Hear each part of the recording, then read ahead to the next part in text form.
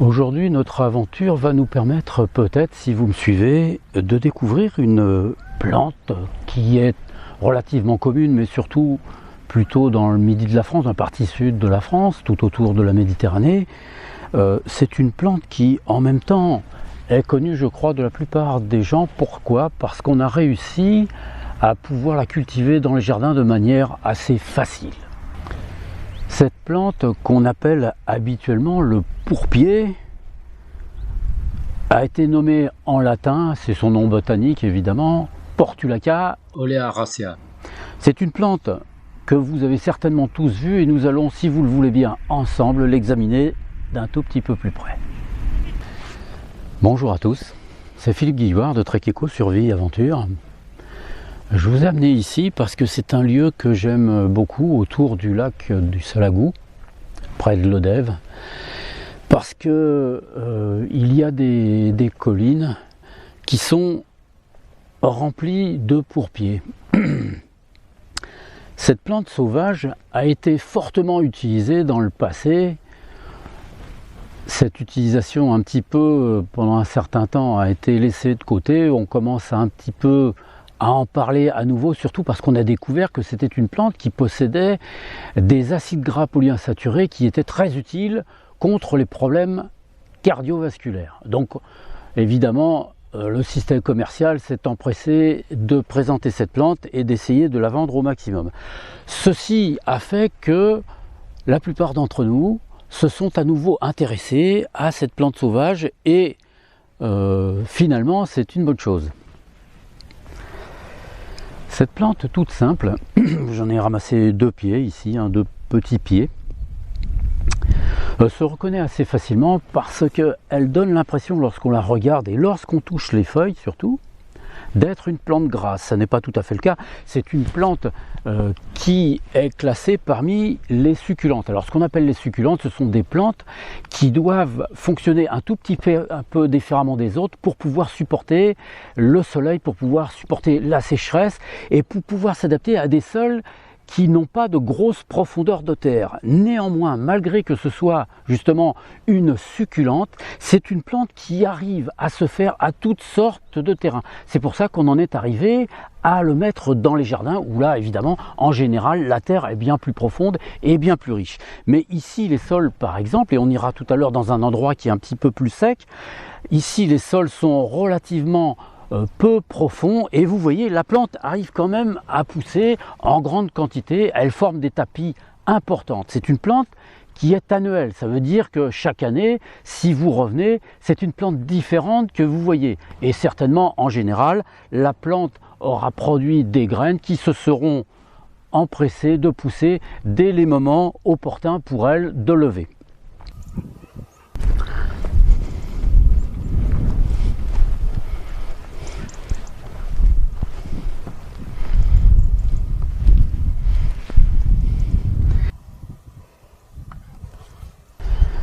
Alors je vous ai amené dans ce coin pour une raison assez simple. Je vous ai dit tout à l'heure que c'était une succulente, c'est-à-dire c'est une plante qui s'adapte à des conditions climatiques qui sont relativement sèches. Et vous voyez, on peut noter, alors ici tout ça ce sont pratiquement que du pourpier. Notez, celui qui est plus haut commence à jaunir, pourquoi? Parce que là-bas il y a vraiment très peu de sol dans lequel elle a possibilité de pouvoir continuer, prolonger sa croissance. Par contre ici, on a des portions de territoire qui sont un tout petit peu plus consistants au niveau de la terre. Donc le pourpier ici est encore assez épais et vous voyez que les feuilles, même d'où vous êtes, les feuilles restent encore assez vertes. Alors je vais vous reparler un tout petit peu de cet aspect qu'on appelle la succulence chez les plantes et c'est une de ces caractéristiques intéressantes parce qu'elle permet de comprendre comment les plantes avec intelligence agissent sur leur propre construction, leur propre structure, architecture, leur propre métabolisme pour s'adapter à des conditions qui sont particulières.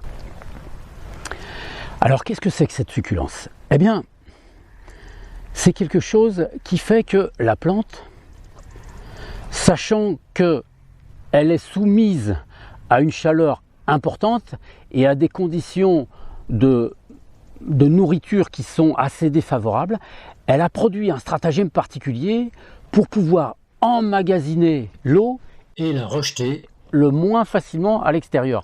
Parce que les plantes, lorsqu'elles sont soumises à l'action du soleil, évidemment, ont tendance à faire évaporer l'eau si elles en emmagasinent. Donc celles-ci ont trouvé un moyen, elles vont transformer un petit peu cette eau en une espèce de liquide un peu plus consistant, presque en allant vers le gel, un petit peu comme l'aloe vera si vous voulez, mais pas autant évidemment. Donc une consistance un peu moins liquide, de telle sorte que elle a des difficultés à s'évaporer. De ce fait, la plante va pouvoir se servir de cette eau à un moment qui lui sera plus favorable ensuite pour pouvoir se nourrir et transformer d'autres substances en sucre. Nous verrons d'ailleurs un petit peu plus tard une autre vidéo que j'avais faite au début de l'année sur ce type de plantes, car ce sont des plantes qu'on retrouve souvent aux abords du désert, donc dans des pays qui sont loin d'ici, mais qui produisent des plantes un peu particulières, comme les cactus par exemple.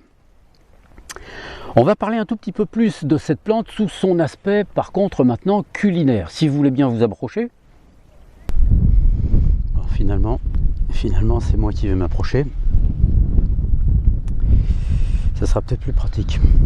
Alors, voici en gros comment se présente le pourpier. Il forme de grandes tiges, rougeâtres et rondes, très ramifiées cette plante, hein. Et elle est, en général, elle est rampante. Elle a tendance un tout petit peu à monter pendant sa croissance, quand elle est un petit peu jeune, et ensuite elle retombe par le poids, évidemment, hein. Ce ne sont pas des branches qui sont très très dures, elles sont très souples au contraire, et d'ailleurs c'est ce qui vous permettra ensuite de savoir si vous pouvez les consommer ou pas. Tant qu'elles sont cassantes, comme celle-ci, vous pouvez la consommer parce qu'il n'y a pas de fibres suffisantes pour empêcher sa consommation. Par contre, dès qu'elle va commencer à être fibreuse, vous ne pourrez plus l'utiliser, surtout dans les salades crues, hein. Les feuilles sont en forme de spatule. Elles poussent en général par deux, mais attention, ça n'est pas systématique. Elles sont assez épaisses lorsqu'on les touche, et elles sont totalement glabres, ainsi que toute la plante. Alors on utilise surtout cru le bout de la plante parce que c'est ce qu'il y a de plus tendre, et si vous le faites à partir du mois de disons à la fin du printemps, quand elle commence à faire toutes ces petites branchettes et quand elle va commencer à fleurir, vous aurez énormément de petites feuilles qui seront très très tendres et qui iront très bien pour la salade. Vous verrez qu'elle a un goût très particulier.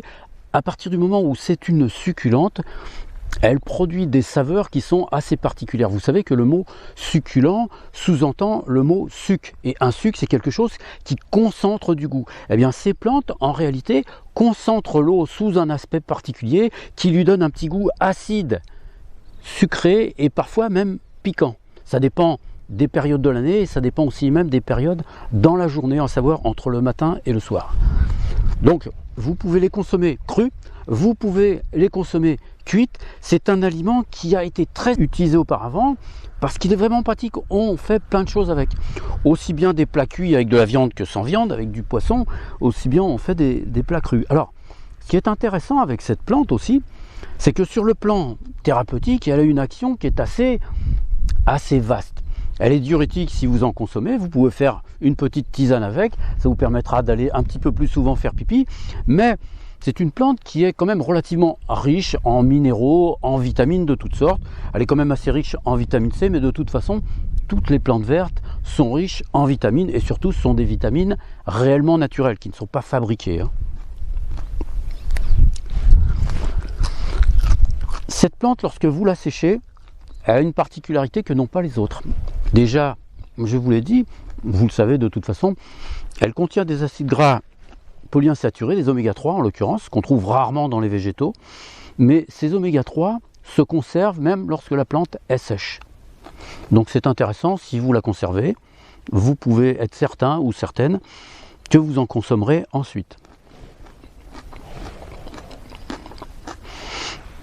On peut l'utiliser pour faire des tisanes, mais on peut les utiliser aussi en sirop. Et je vous dis pourquoi en sirop, parce que c'est une plante qui a la propriété de faire baisser la toux et d'améliorer les fonctions respiratoires globalement.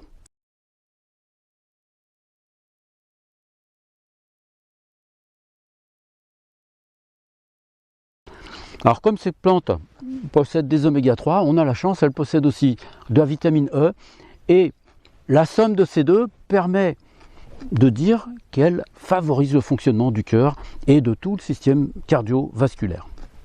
Là, c'est une plante intéressante. Une autre utilisation aussi, qui peut vous intéresser, en tout cas qui est intéressante en trek, c'est que cette plante a la propriété, si vous en avez mangé, vous vous êtes aperçu que lorsque vous mastiquez cette plante, elle est comme un tout petit peu gluante. Eh bien, c'est que cette plante a des propriétés vulnéraires qui sont intéressantes. Le fait qu'elle soit un petit peu gluante, pour l'estomac par exemple, ça permet de diminuer l'ulcération au niveau de l'estomac, ça permet de diminuer ces inflammations, et au niveau de la peau, sur les plaies, les coupures, les bosses, etc., elle permet de diminuer aussi l'inflammation et de favoriser une reconstruction de la peau, de la plaie, etc., de ce qu'il y a. Voilà. Écoutez, j'espère que cette vidéo vous permettra en tout cas de vous intéresser peut-être un tout petit peu plus à cette plante. Elle a beaucoup de propriétés, elle a beaucoup d'utilisations possibles. C'est une plante, je vous l'ai dit, qui fait ses fleurs entre la fin du printemps et le début de l'hiver. Mais tant qu'il ne gèle pas totalement, ou tant que la plante ne s'est pas desséchée par manque de nourriture, vous pouvez trouver du pourpier presque toute l'année. C'est une plante annuelle, mais vous savez que dans la nature, même les plantes annuelles ont tendance parfois à se pérenniser dans le temps lorsque le climat leur est favorable. Et cette année, vous voyez bien, il n'y a pas encore de gel, donc les plantes continuent à produire de nouvelles pousses. Elles font ce qu'elles peuvent en tout cas pour se reproduire. On en est bien content en plus. Voilà. J'espère que cette vidéo vous aura intéressé, qu'elle vous sera peut-être utile. Je vous dis à tous au revoir et à bientôt dans une prochaine vidéo.